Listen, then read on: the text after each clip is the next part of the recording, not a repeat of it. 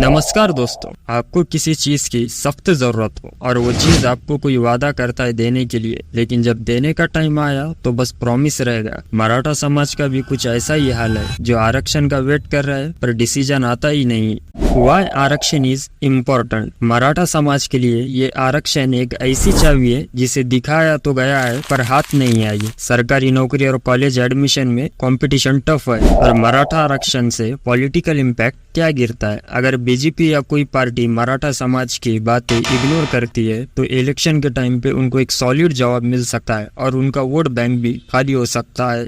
अब अगर आपको कभी कोई चीज नहीं मिलती जो आपको मिलनी चाहिए तो गुस्सा आना नेचुरल है। मराठा समाज का भी पेशेंस खत्म हो रहा है और अगर इनकी बातें नहीं सुनी गई तो महाराष्ट्र का मैदान प्रोटेस्ट के स्लोगन से भर जाएगा।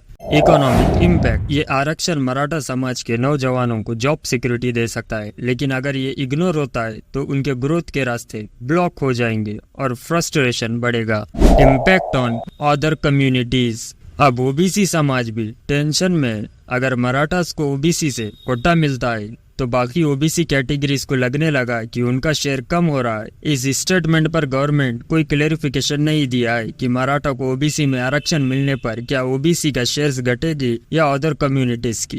इलेक्शन का खेल। अगर मराठा समाज का आरक्षण इग्नोर होता है तो अगले इलेक्शन में मैनिफेस्टो कुछ ऐसा होगा, हम आपका आरक्षण ले आएंगे, बस पहले हमें वोट दे दो। शायद कुछ ऐसा। What can be done? दोस्तों, ये समय सिर्फ वेट करने का नहीं, अपनी आवाज बुलंद करने का है। अगर अभी सही स्टेप नहीं लिया गया तो आरक्षण के सपने को पॉलिटिकल गेम बना दिया जाएगा। तो दोस्तों, नेक्स्ट टाइम जब आपको लगे कि आरक्षण के प्रोमिसेस बस हवा में है, याद रखो इलेक्शन के दिन तक गेम बदल भी सकता है। आपकी वोटिंग ताकत को अंडर एस्टिमेट मत करो।